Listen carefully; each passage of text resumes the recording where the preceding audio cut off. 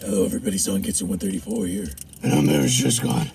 And I'm just Riley. And welcome to another episode of Remember the Hype. The show we look at comic books, movies, and everything in between. Tell me where the other episode's going! Wow, that really fucking hurts. Alright. So, if you couldn't guess, and if you hadn't watched our preview, we went and saw Batman Begins in theaters, because, as you know, it's the apocalypse right now. And so they're playing old movies, as you do. Because Hollywood is so destroyed now, they can only show old stuff, so. Just because Ra's al Ghul is trying to fucking get us accustomed to what's going to happen. But Colton, his name is Raz Al Ghul. I thought it was Raish. His name's Ross Al Ghul. like Friends, the guy from Friends is Ross. What about Czar? Let's just put it backwards. Czar Al Ghul. I thought it was Raj before he got on The Big Bang Theory. Yeah, you know, him God and, damn it. you know, he's working with the gangster Carmine Falcone. Is that Italian? Yeah. So, you know, I don't want to get too much into our feelings, because eventually we will be doing a retrospective on Batman, on the Nolan Bat films, but for the most part, I will admit, going back to see this on a big screen instead of on TV, and... Which, I had never seen it in theaters. The only one of the three I've ever seen was Dark Knight Rises. I saw it on TV a lot, and usually in pieces, but... Same. Until now, I'd actually never seen the whole thing all the way through. Yeah. The other two I've seen the whole way through, but this one I'd always kind of just seen bits and pieces, and I'd seen reviews of it.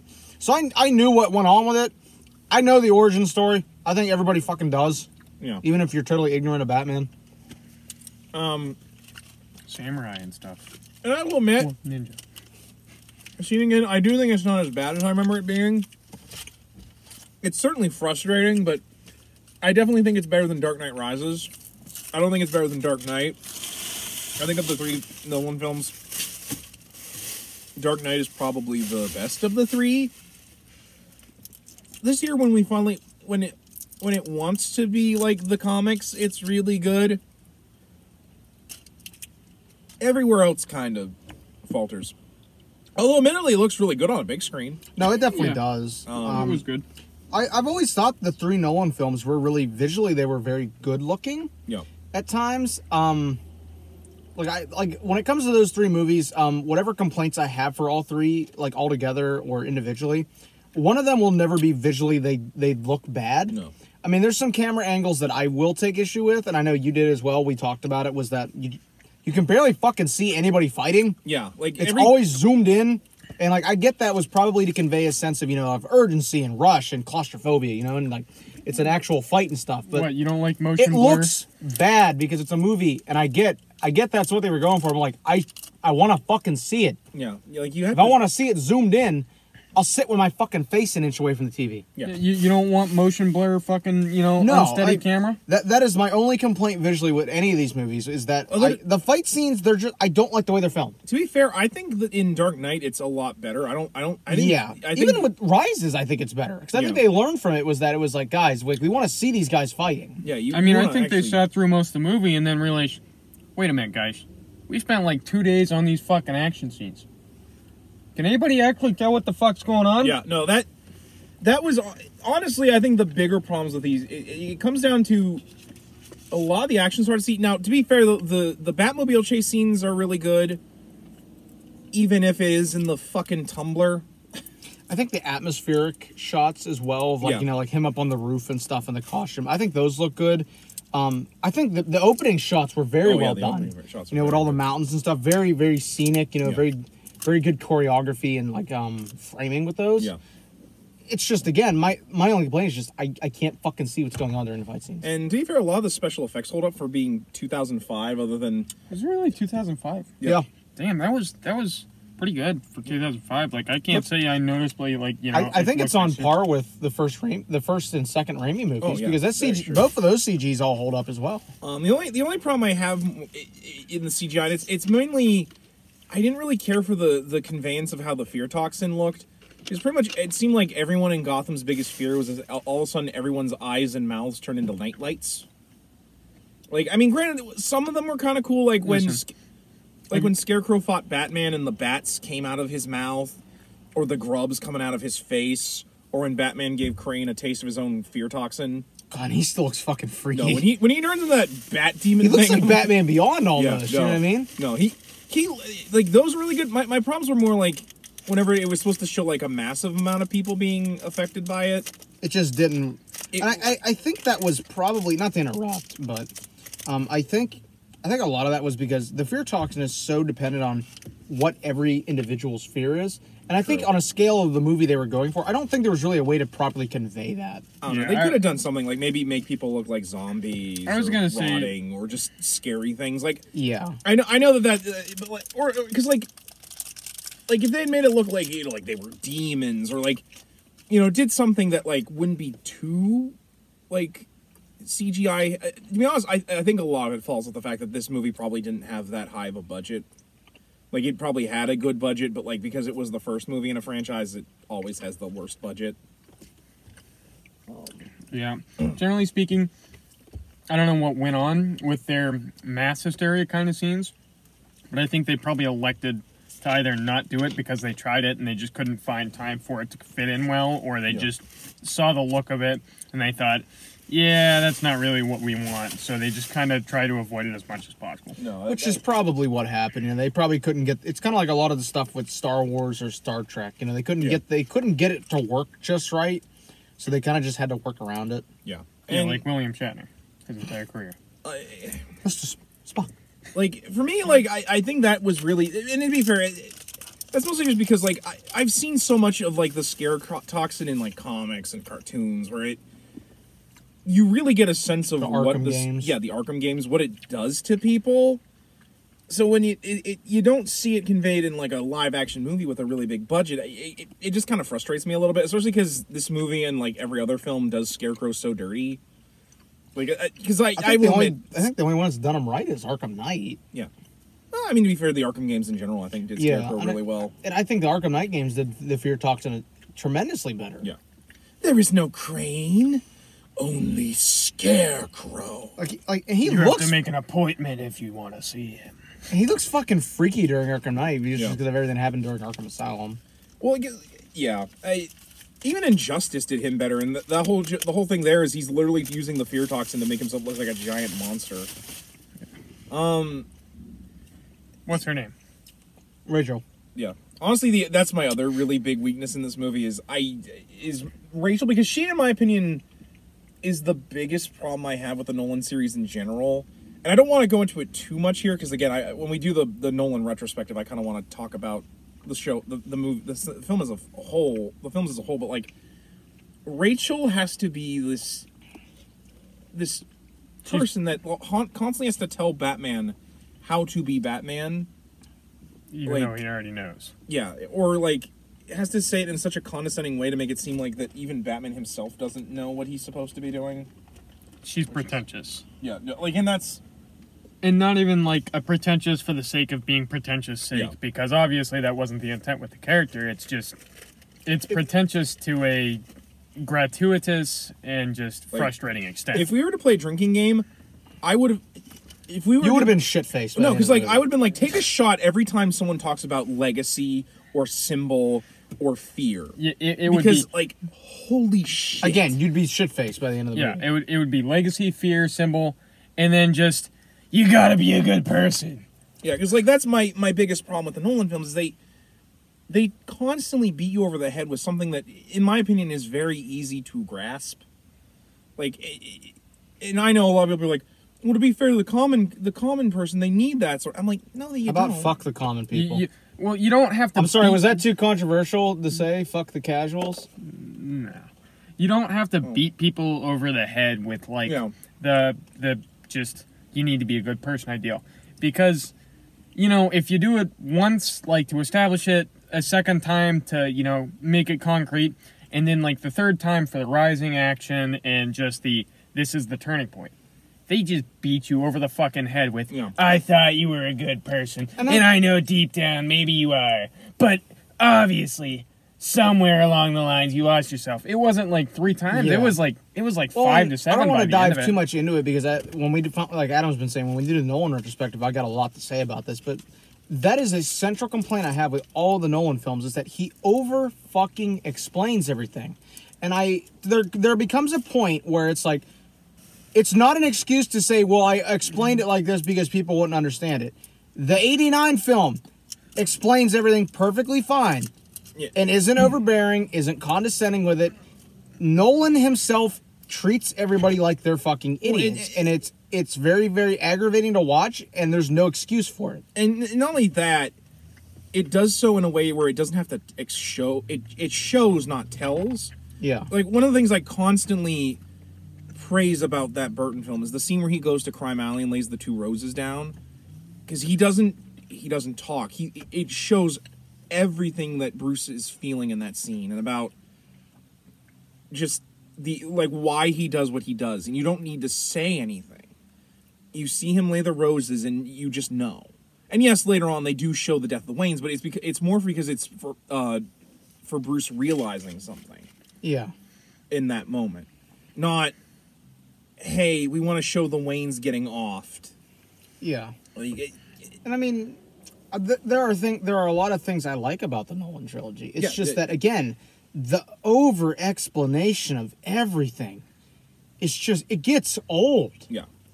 Like, here's my thing. Like, how they explain the origin. You know, we see constantly the flashback to his parents dying.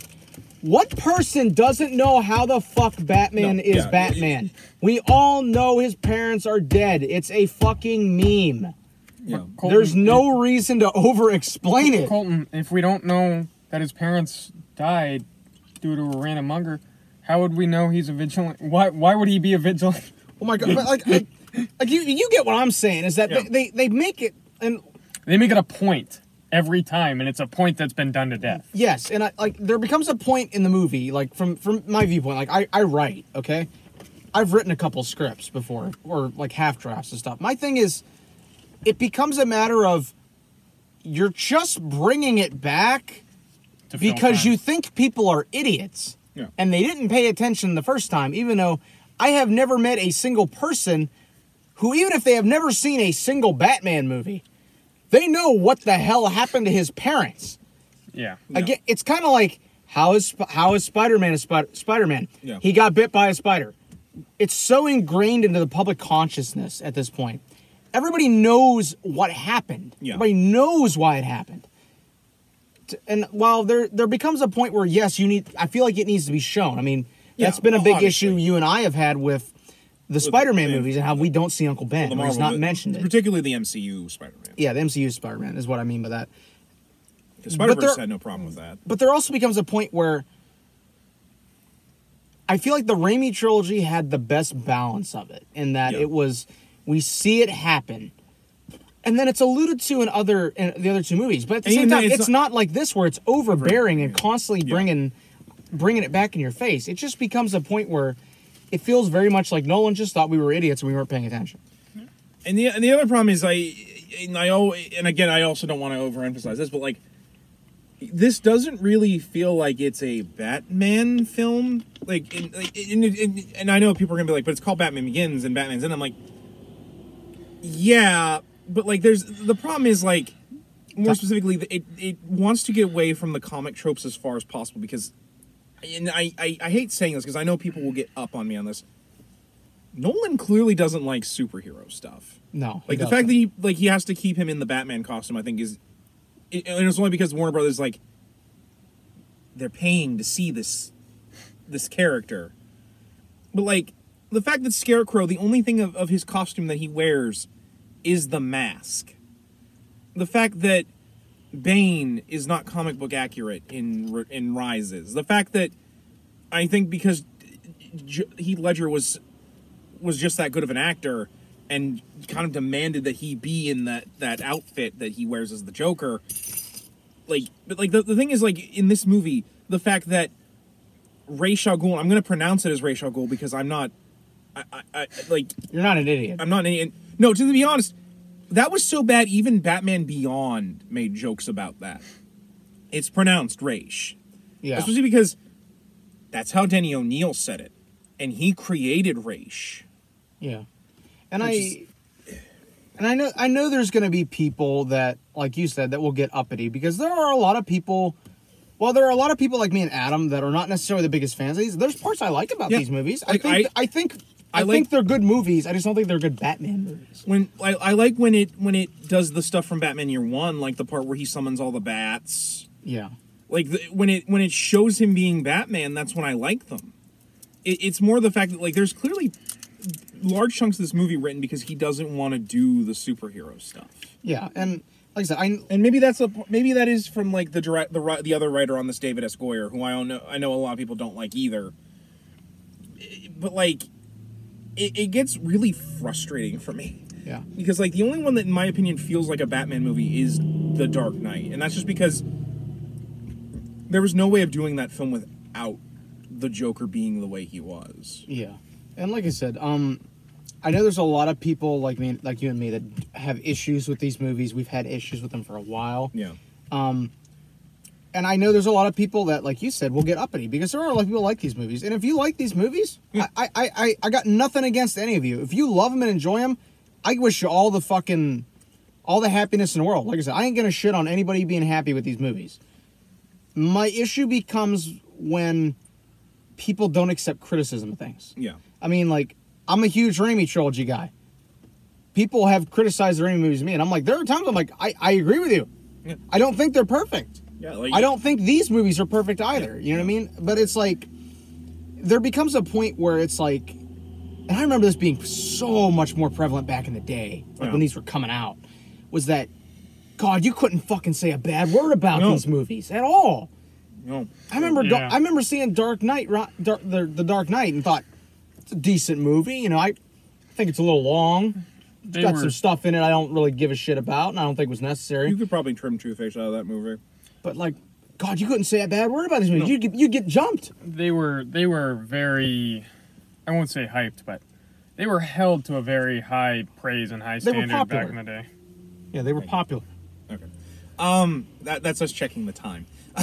Yeah. No, if you ever see us like do that, it's because we're checking the time. Yeah, and I think we've gotten better at this point.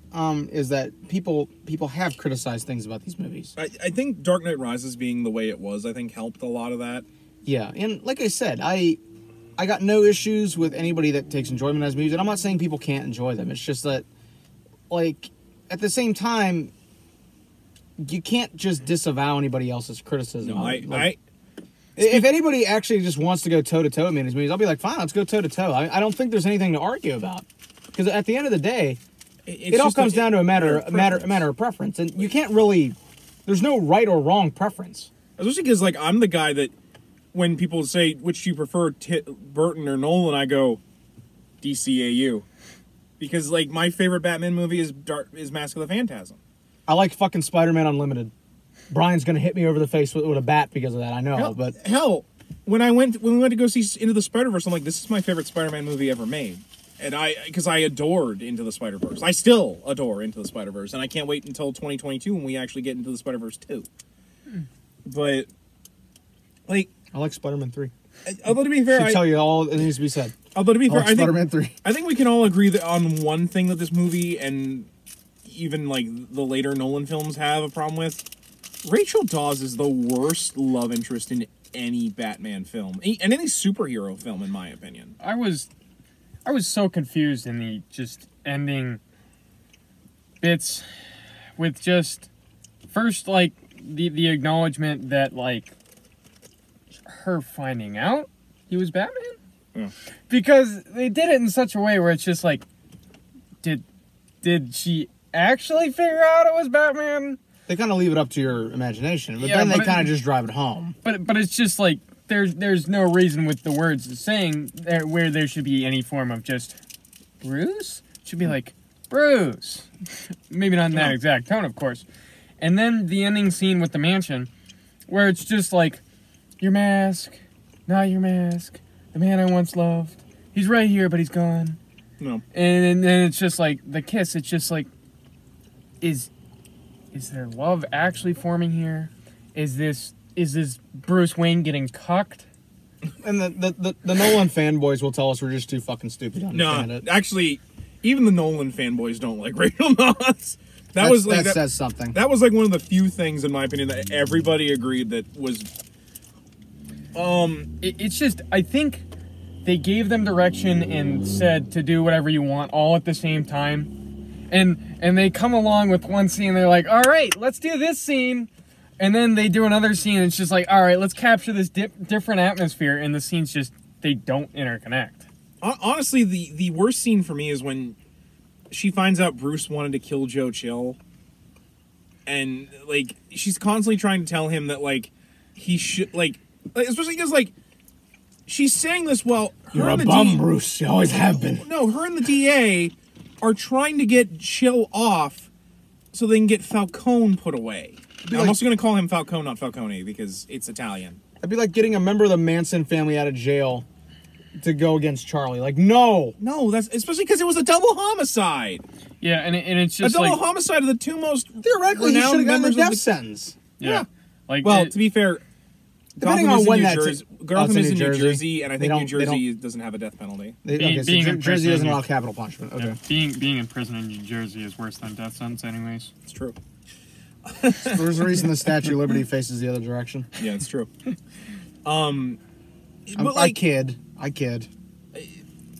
But like, the problems I have with Rachel is she is so mightier than thou, and again, she's doing stuff like helping the DA put like I'm sorry, like because they want to point out no, it's the recession and like the fact that Falcone gets desperate men to do things for him. That's more the bigger problem. I'm like, it is, but he still killed two people. Yeah, there's a difference between desperate people mugging and, you know, injuring people and whatnot. This is a double homicide. Yeah, this is double homicide. This is like two of the richest people in the whole fucking city. This is not going to... If we're even pretending for a minute we're in a realistic world where, you know, somehow the entire Batcave was contracted, nobody found out by who, then we also have to pretend that in a realistic world, nobody gets any sort of fucking sentence commuted for double homicide. Especially because it's been like 20 years or like 18 years at that point. And one of my Mark Chapman, the guy that shot Lennon, he's still in jail. He's been up for parole a couple times. He's never gonna get out. Yeah, one of my... I think they realized too if they let him out, he's just gonna get fucking shot. Yeah. One of my other like biggest things is just... Oh, and to prove your point, the minute Chill got out of prison, a good shot. Falcone assassinates him. Yeah. One of my other biggest like issues is just they flip-flop just constantly between Gotham being a normal fair city and just Gotham being downtown Chicago. Oh yeah, like the slum section, like the Narrows. Yeah, and it's that looked like a straight up shanty town. It looked like a straight up It looked like shanty a ghetto. town. Like it looked like a legitimate ghetto. Yeah, and it's just like I have no problems with you guys, you know, doing the less picturesque parts of cities, but it's literally they literally she literally turned down the street. And it's just like you went from New York City to Chicago downtown. Yeah, it's like we were in the 30s, like Hoveltown. Oh, like but guys, it's a dark and light contrast, and you guys just don't get it. And it's just like I understand they're trying to capture the point, but it's just like, yeah, you got to have some sort of middle ground. Well, then it doesn't look like a real city. It looks like a set. Yeah, it looks more of the like problem. A soundstage. Yeah, like especially because like. Whenever Bruce goes to the restaurant that Falcone was in, it was like we legitimately went from a real city to a set. It looks like a fucking gangster. Like it looks like a 30s gangster movie. You know what I mean? Yeah. Like straight up out of The Godfather. Not only that, like I don't think they get how gangsters work when Falcone threatens to just shoot Bruce Wayne. Like, dude, the dialogue for that scene was fucking atrocious. No, like what am I? As someone who writes, I listen to that and I'm like. I could buy anyone here, and I could, like... That's real fear. Fear ain't power you can buy. I'm like, no one talks like that. Not even in a comic book no one talks like that. In the comic, Falcone... It's not realistic. Falcone wouldn't need to pull a gun. There'd be a dude with a gun to the back of Bruce's head. He would snap his fingers, and there'd be 4 guys around the room with fucking LMGs, basically. Yeah, they'd be like... He'd be like... It's not because like Falcone isn't. It's not fear that he wields. It's power. It really reminds me. Like they're trying to emphasize the whole fear thing, and I'm like people don't fear Falcone. They know that there's no like. I mean, they fear Falcone in a sense, but like not like that. It really reminds me a lot of how Ian Fleming writes Americans in the Bond books. And by that, I mean, he clearly has no fucking clue how Americans actually talk. I mean, to be because fair, they all talk like American gangsters from the 20s. And I'm like, guys, like, I get that that's a cultural difference thing because he was from Britain and then he was living in Jamaica when he wrote these. Well, if you ever watch a Godzilla film and they show Americans, it's kind of like that. Yeah, and it's like, for me, it's just like, this is made by an American company by largely American people. You should know people don't fucking talk like that.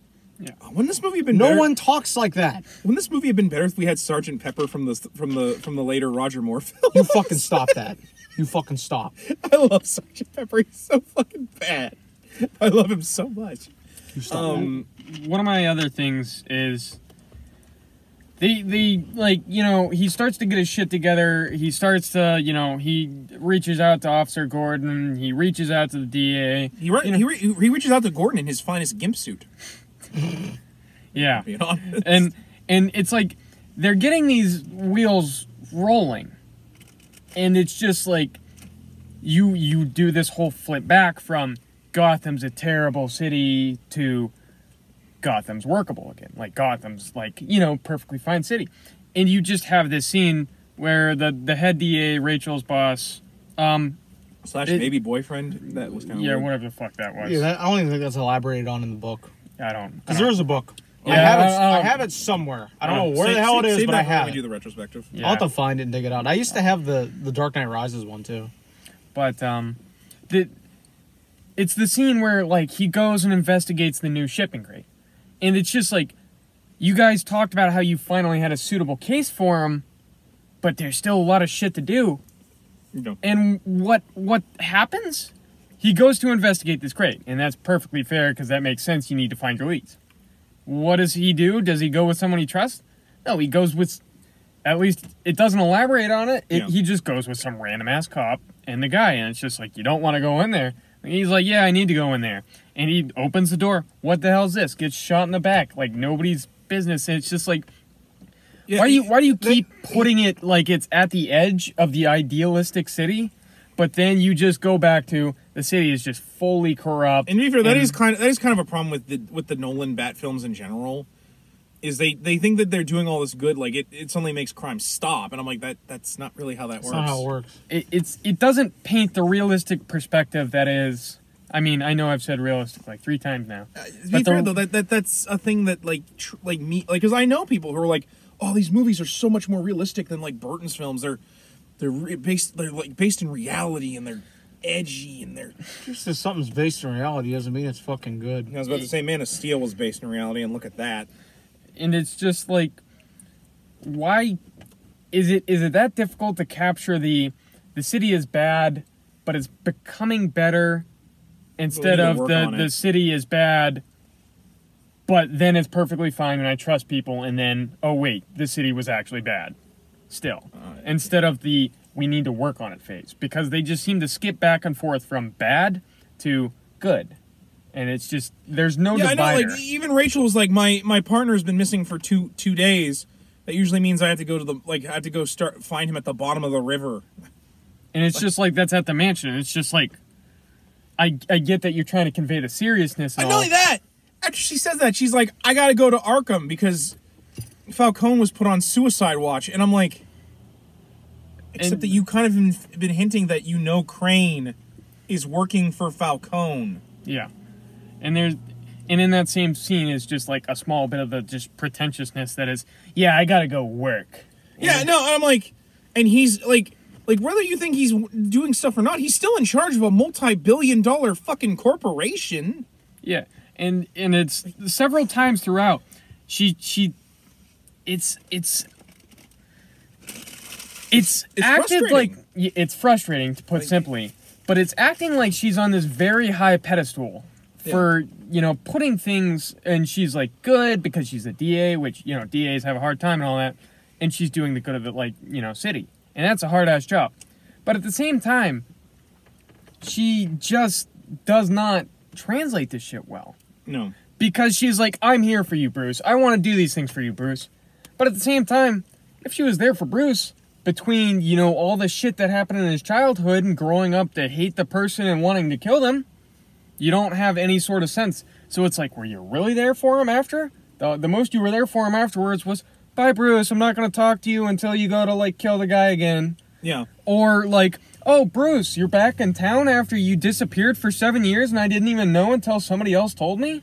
Bringing it back to the Raimi trilogy, I mean, I think that what you just brought up was that Rachel's reaction to Bruce being like, I've hated that guy since that happened, and I wanted him dead. Okay? Contrast how that scene goes with the scene in Spider-Man 3 after Peter thinks he kills Sandman. Yeah. And he tells Aunt May about it. You know, and May's reaction is that I didn't want him dead. Yeah. You know?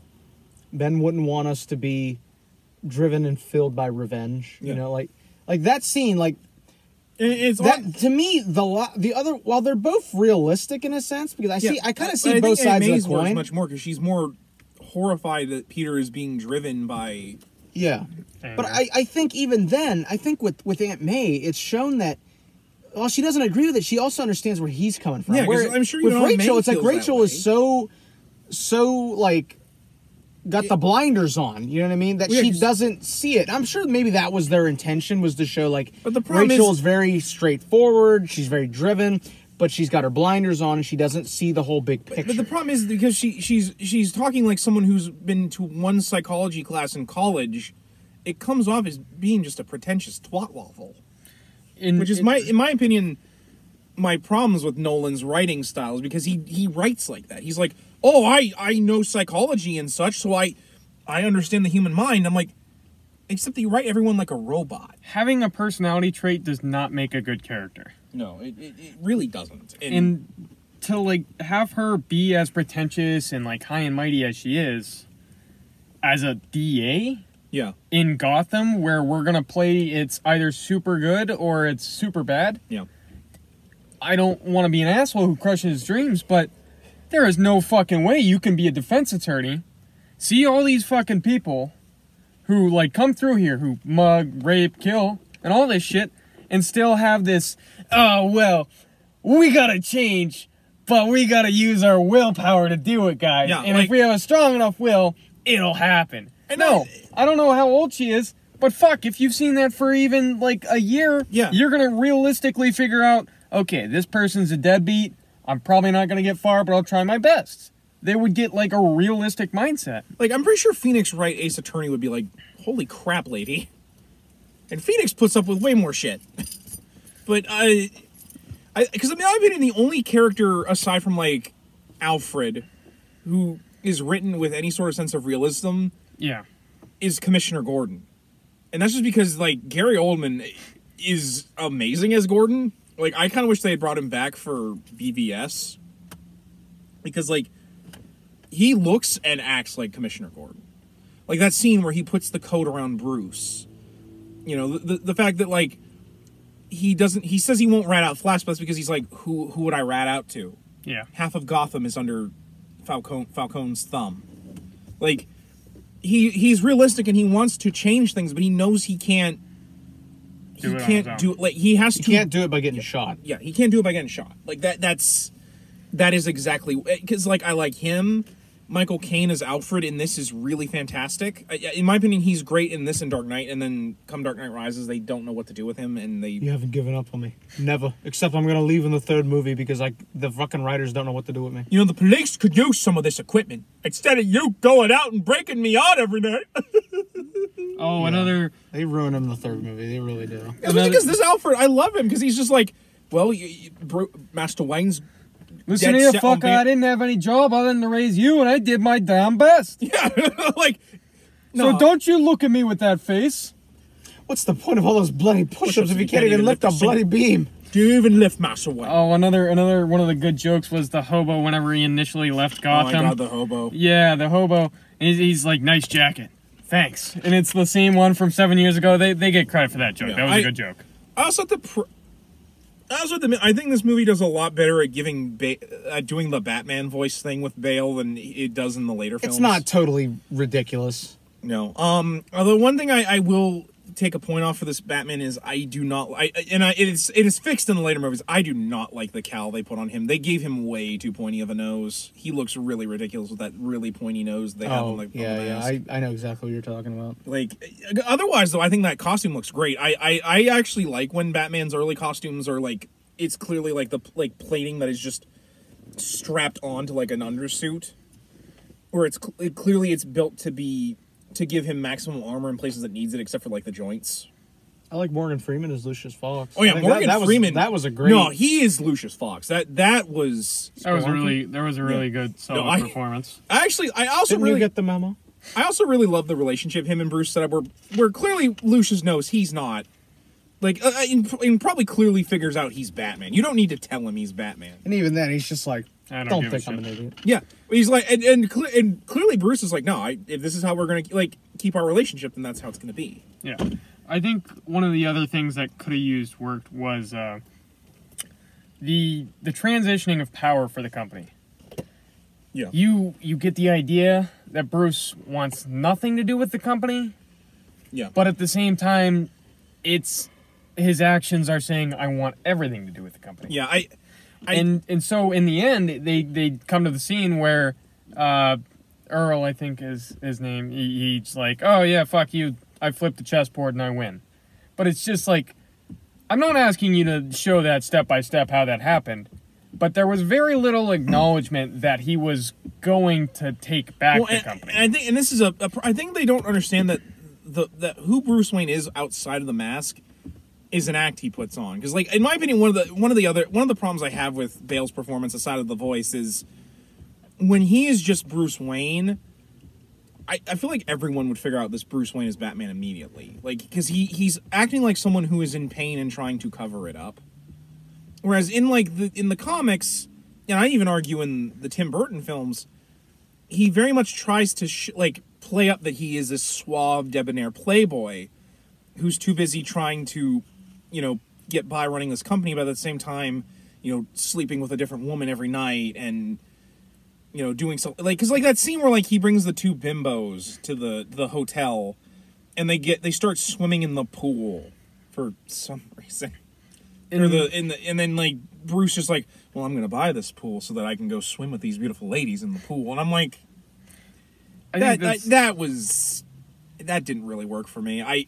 I feel like people would because in year one, I can believe why Barbara was fooled by the fact that he's coming out in just a smoking jacket and clearly not wearing anything underneath with this gorgeous woman and he's like, well, to tell you the truth, I don't know her name. She doesn't speak any language that I happen to know. Alfred, would you be a dear and bring me another bottle of bubbly? This one seems to have evaporated. And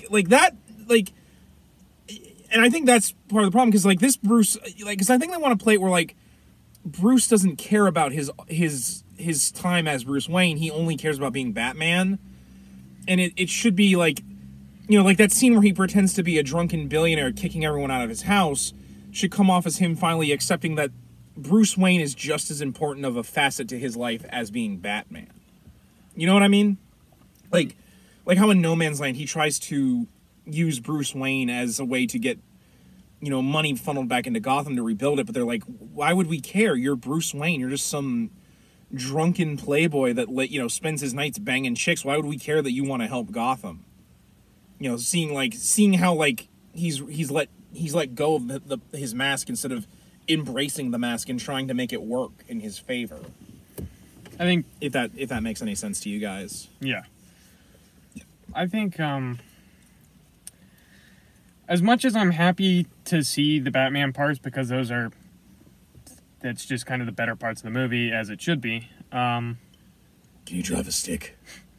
Yeah, that was a good joke. Although it seems like there is it seems there is both not enough Batman parts to make it fundamentally a good, I don't know, not fun, but just a good solid performance. But there is also Bruce Wayne parts that just don't add up to support it enough. Because it's just to me, the whole pretending to be a drunken billionaire to get all those people out of the house, I mean, I understand it, it makes sense. It just doesn't feel like realistic because it's just like. Well, that's good, Riley, because I didn't ask you forgive me. I just want you to understand. Are you proud of me, Papa, for making that Spider-Man reference? You're a bastard. And Adam, these are the kind of videos where a man becomes who he's going to become the rest of his life. Just be careful what you turn into. And remember the Hyphen. But it's just like it feels like it has such a difficult time displaying what it wants to do. Yeah, because and I think come the Dark Knight they kind of had an idea, but I think once, unfortunately, after Heath Ledger's unfortunate passing, they kind of lost focus of that. Well, to kind of once again compare it to Raimi, because that's how I compare everything. For those who keep wondering why I bring it up, it's like I always the Raimi is the first Raimi movie is the standard I hold every origin movie to, because I'm like, if it can't do what the first Raimi did, which was show the origin, show why they do it, and then build up to what happens. If you can't do it as well as that one did, I don't think you did a very good job. Now with all its criticisms and faults that the first Raimi movie has, it still does a better job showing who Spider-Man is, why he does what he does. You know, what he goes on to accomplish. It does that infinitely better than what this did, I feel. Yeah. I think this was a good movie, but I also found myself wondering, where is the plot going?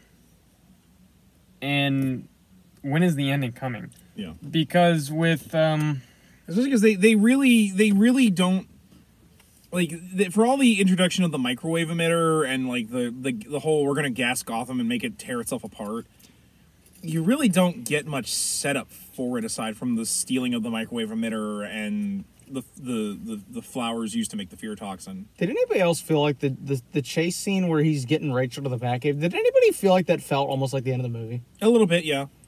So it wasn't just me. I was more sitting there being like, Batman, maybe you should have brought the antidote with you. There was instead of driving her on this adrenaline pumping thing that would actually probably make the fear toxin spread faster. Yeah, there was, for lack of better words, there was just a lot of stupid shit in that scene between. Why were the cops chasing him so vehemently? What the fuck was? I mean, like for all the talks about how he won't kill people, he clearly probably killed a couple cops during that chase scene. Yeah, or at least gave him some pretty damn good concussions and broken bones. There was the police acting like they had any semblance of power to actually stop that when there was clearly not a chance in hell. Like there was the tumbler's a tank. Yeah, what the fuck was that 15 seconds of activating stealth mode?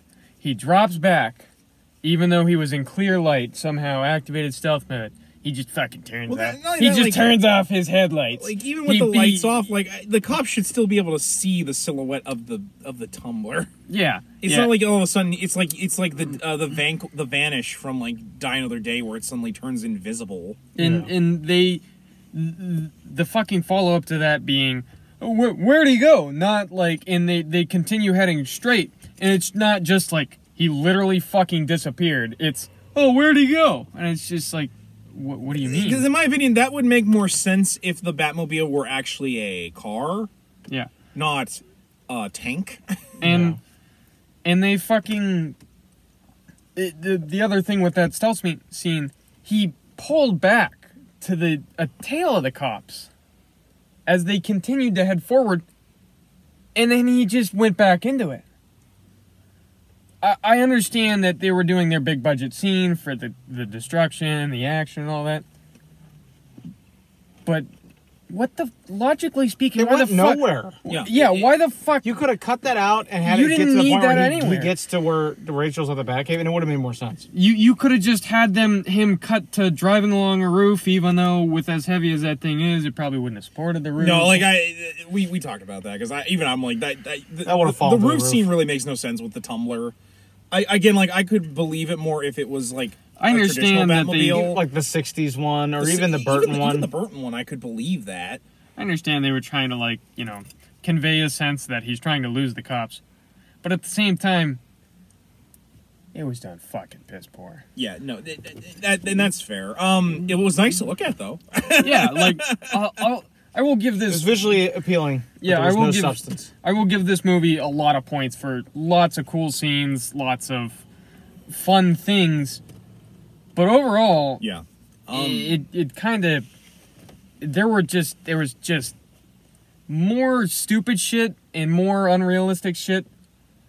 Not to make it a bad movie, but to just make sure you see it all. Because, like, the cool scenes just being... I mean, there was the hobo in the jacket. There was working with Gordon closely. There was bats. Like, the summoning of the bats. didn't once bring up the whole ninja training thing, because that was super important. I mean, honestly, I've glazed past that because of the fact that... No, it takes in terms of forever. an introduction...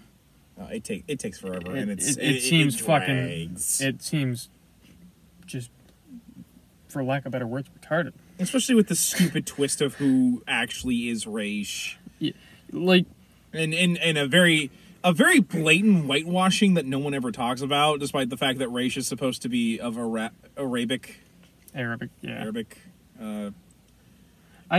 descent. We whitewashed Selena in the third movie too, so what does it matter? Yeah, I don't understand what To be was... fair, the problem with Selena is a lot of people don't know she's not No, I know. Caucasian. It's just... Yeah, one of my other things is it's like, I don't understand, or not understand. I could swear to God they were making fucking Taken references.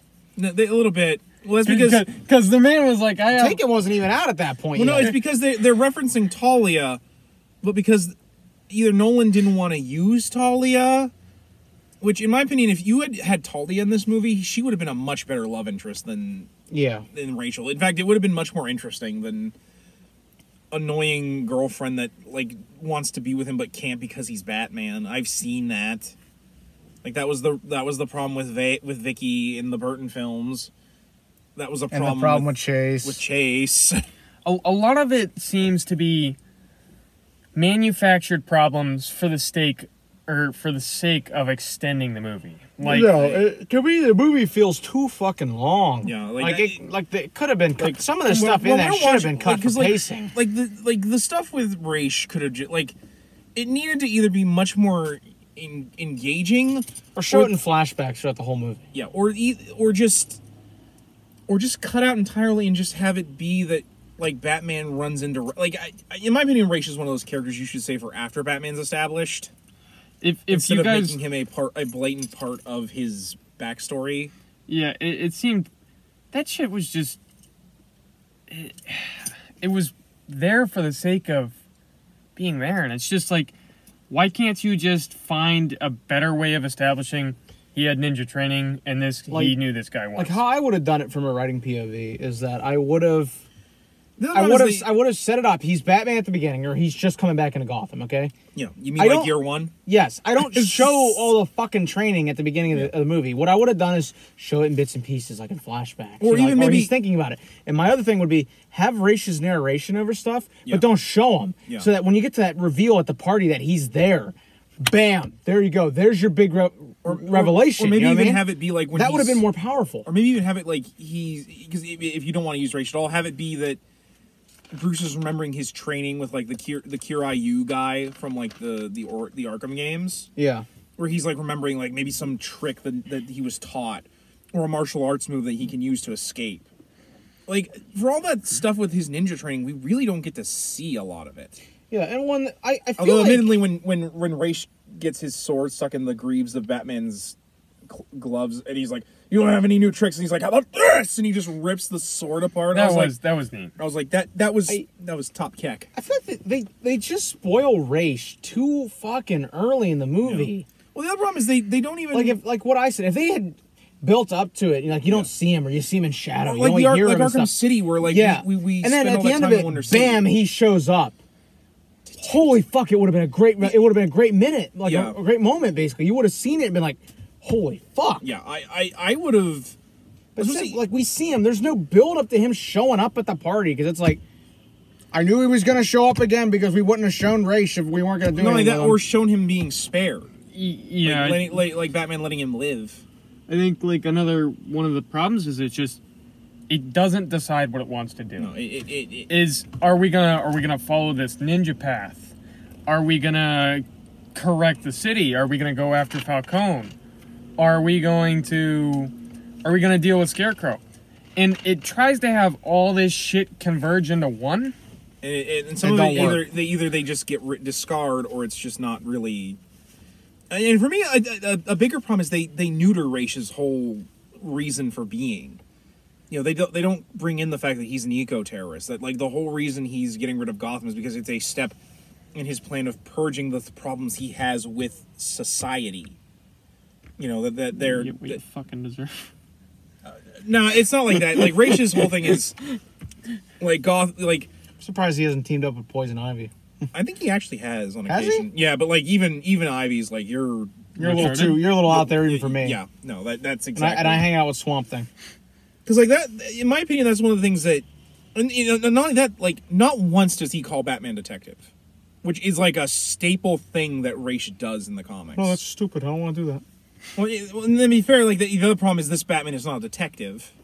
Listen, it was either they paid him $30,000 to call him detective, or they pay him $30,000 for that piece of shit facial hair. And obviously, you had a lot of problem with the facial hair. I noticed. I mean, well, that's because they're trying to. Because to be fair, that's how Racial's facial hair looks in the comics. I appreciate like just that. because it looks like that in the comics. In my opinion, if it doesn't translate well into a different type of visual medium, you need to fix it. Like I appreciate that problem. They tried to stay true to that, and that's good. You know, comic yeah, book but like actors. that's in my opinion the times. Well, we talk about this more in the adaptation. We'll talk about this more in the 1 year anniversary episode, but like in my opinion, the best times to change things in adaptations is if it is not going to look as good in a different type of medium. Like, because you can get away with doing a lot of things over the top in animation and drawn. Yeah, I think certain things don't to give an example, the way that Thing 1 and Thing 2 look in the original Cat in the Hat drawings looks horrifying when you make them realistic, like in the live-action Cat in the Hat movie. Yeah. Like, that is in my opinion, that's when you change things. If you don't think it'll look good when you put it in a different medium or setting, you need to change it in order to fit to the vision you are trying to create. Yeah, for fuck's sake, either give him, I don't give a shit if it's a glue-on goatee or whatever, or CGI that bitch for all I care, but just, I got a shitty beard. I'll fucking own up to it. It doesn't look good. But I can admit that. It is honestly a very, very minuscule part for me to bitch about. But for fuck's sake, it didn't look good. And nothing you against, just gotta own up to it. Nothing against Liam Neeson. It's hard for me to believe that he's some martial arts master when really he's just, doing boxing moves more or less. Because to be fair, he does know how to box because I think he was in like a movie where he was an Irish boxer or something like that. But like, it's probably just. But like, it's hard for me to it's hard for me to believe that he's like this master assassin ninja. Granted, that could have also been eroded because of how he's been starring over time in just other movies. That's a tale for another day. But yeah, I just kind of finish everything up. Do you guys think this movie was at least a little bit better because we wanted to go see it as like a theater experience, or do you think this could have been passed up as a theater experience? I think a theater experience will give you the enjoyable parts of the movie while letting you bypass some of the like slower and not so good parts of the movie. Like, going to a movie theater and seeing it with friends, you can crack a couple jokes about, Oh my God, we were sitting there laughing our asses off at the "swear to me." Yeah, like God, I was sitting there dying. Yeah, I'm like, I'm sorry, it still sounds dumb. To be fair, like years of people years making of fun memes. of the memes and like college humor's Batman, like, has kind of ruined that. I'd probably agree with you too, Riley. I think the theater experience made the good parts enjoyable, but like it doesn't fix some of the problems with the screenplay inherently. I think it enhances them. Yeah. Yeah, I think it helps you enjoy the better parts more, downplay the worst parts, you know. Yeah. Because otherwise, I'll be honest, I'm not going to sit down and watch this alone. It's fucking slow. It's boring at parts. There's pretentious characters. It's just shit's just.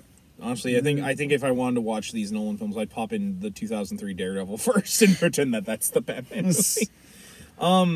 What about you, Colton, about the whole cinema thing? Like I said, as somebody who I had never seen the whole movie all the way through, like in one sitting. Yeah.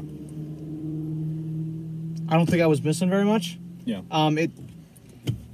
It kind of like what you guys were saying. It was good in parts of it, you know, and I enjoyed parts of it. But like Riley was saying, it's really slow, and it's pretentious at points.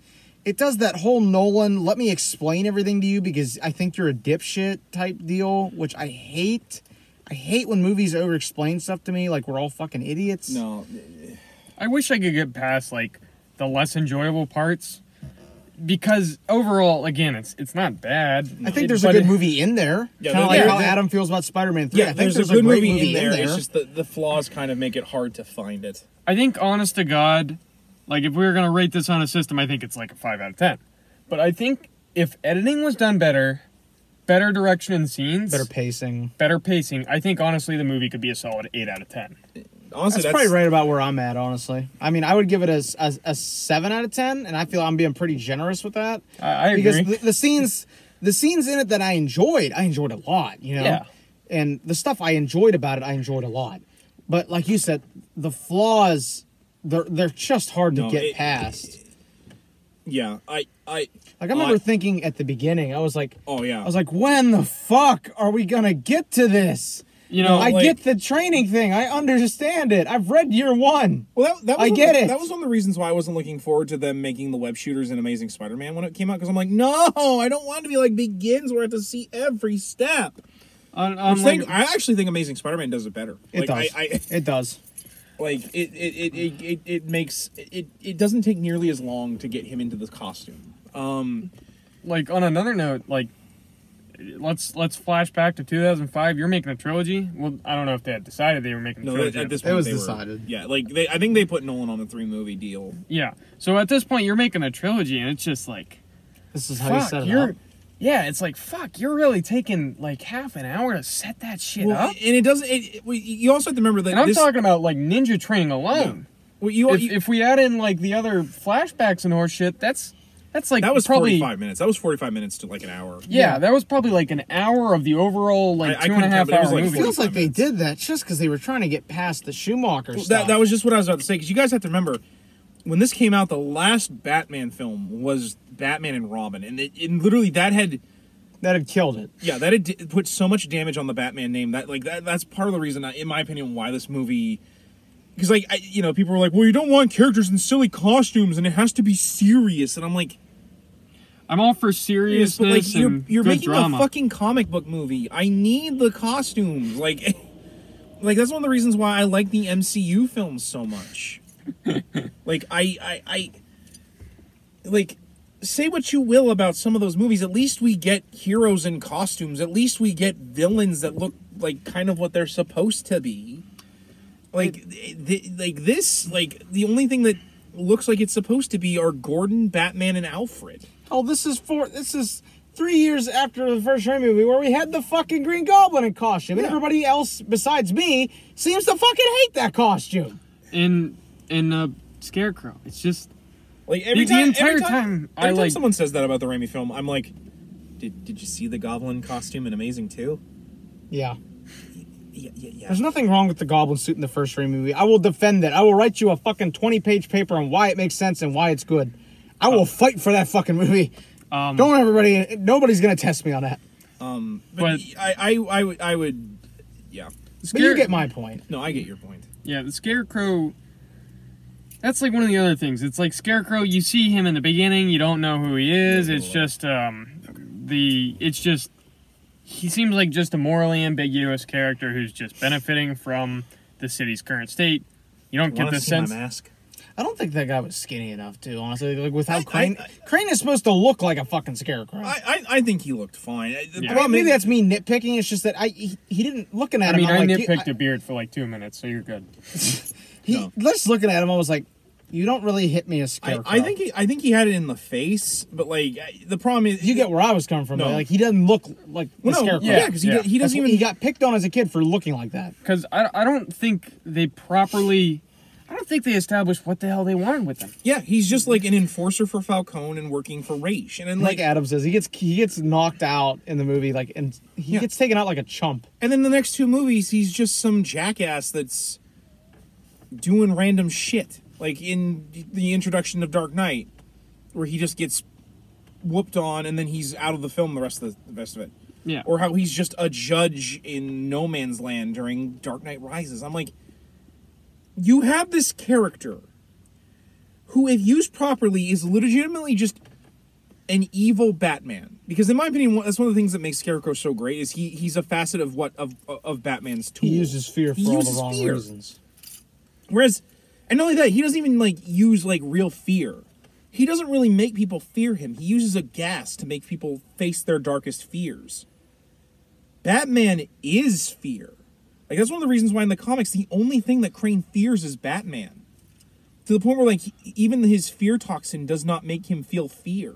Yeah, I'm kind of afraid of Batman. Could you imagine, you're just with your boss and whatnot, and you're burning down some apartment. You stop real quick to take a piss, and then this guy just drops in and fucking knocks you out. Like, what's the big idea? Batman doesn't follow the cocks out, show respect rule. Like, seriously, this man next to you uses his phone to take a picture of your dick to make fun of you. Like, I understand this man's burning down an apartment. I understand this man's, like, burning down an apartment and whatnot. But the least you could do is, like, at least let the guy not piss on himself. My favorite part of that scene is when Batman basically has to call Alfred because he's too high to drive home. Batman! Alfred! The fear toxin, it was too much! Alfred, I ran into Joe Rogan and we tried DMT. Batman, Alfred, you gotta help me. I'm too high. Alfred! I'm on a roof Listen, in Chinatown! We're bringing Rogan into this. Joey Diaz is the Scarecrow. Man, let me tell you, man, I'm about to fucking hit you with that gas. You're gonna fucking feel Joey Diaz, man. Because not only do I got the fucking I'm the fucking Scarecrow, right? Yeah. I'm also Joey fucking Karate. No, but that'd be great, because in the scene where Batman defeats him... Somewhere Doug is dying right now listening to this. In the next scene, Batman, when he defeats him, he sneaks up behind him and goes, "Hey, fucko." I'm dead. I'm actually dead. I think we can wrap this up. We're just descending into just ripping on it. Bottom line, I'd probably give this movie a 3 out of 5. I can take a 6 out of 10. Well, I'm just doing a 7 out of 10. Like I said, I'm being generous. I'd probably rate it closer to Riley's with a 5 out of... Like, there's a good movie here, but it's bogged down by a lot of the problems with the DC that will be prevalent in pretty much every DC film, bar like a couple. It's pretentious, dark, unnecessarily dark, and it doesn't even really want to. It doesn't want to be what it's setting out to be, which is a comic book film. And I think the problem is it doesn't actually decide that it wants to be dark. It's trying to be dark, but actually just not actually doing it. Yeah. It's not like the later DC films where it's advanced darkness. Yeah. Well, like, if they conveyed it in a good way and you kill people, shit, you got a good serious movie, a good enjoyable movie. Well, I mean, in Batman v Superman, Batman kills people left and right. Yeah, fucking Martha, yeah. You will. No, he flat out murders a motherfucker by just throwing a box into his head and you see the fucking blood. I'm like, good God. But even the Frank Miller Batman would be like, Jesus, listen, Batman kills, get over it. But, like, it's just... You try to have a dark and serious movie, and then it's just... You go to the DA, the proper DA, goes to the fucking docks, and it's just like, pew, pew, pew, in the back, and it's just like, he's dead. All right. Derailed just like Raish's train at the end of the movie. Yeah. It's like, that's not dark, that's just somebody being fucking retarded. Yeah. Because they didn't adequately prepare. It's not like, oh my God, he was killed on the docks. It's like, no. Or hell, why not have that scene instead of him, like, opening... Like, the box, he tries to go to the box, and all of a sudden Scarecrow's there, and he gasses all these people, and, like, they rip themselves apart because of the fear toxin. Yeah. Like, actually show, like, that. But, anyway, guys, I think that's enough, because, like I said, I want to... Yeah, we're just going to keep going forever if we're given the time. We want to save something for when we actually do the Nolan retrospective. Because that's... Especially because that we've been teasing for like a year and a half. I think we probably will do it this year. If not for a 50th episode, but we're gonna do it soon for Movember. I think is what we're going to. We got to film something special for that if we're going to do that. Just because we've built up to that at this point. But for now, guys, we actually have some more work to do getting ready for the anniversary film. So hey, I hope we didn't get to do a rating. Me and Colton. I did. I get 7 out of 10. Well, I want to give it a 7 out of 13 now. Okay. Hold on a minute. I need to make sure that's not more than a 5 out of 10. No, that's slightly more. 7 out of 15. Okay. That's a 4.5. I can take that. But anyway, guys, like I said, we gotta get back to work doing the anniversary movie. We just took a break to make this and watch a decent movie. Because it's a theory? No, we're not that kind of a channel, you motherfucker. But fucking animal. But anyway, guys, I think that's gonna wrap it up for this episode. As always, I'm Zongetsu134. I'm Eric Jesquad. And I'm just Riley. And as always, we ask you to remember the hyphen and take care. And tell me where the other drugs are going. I'm not a cop. Swear to me!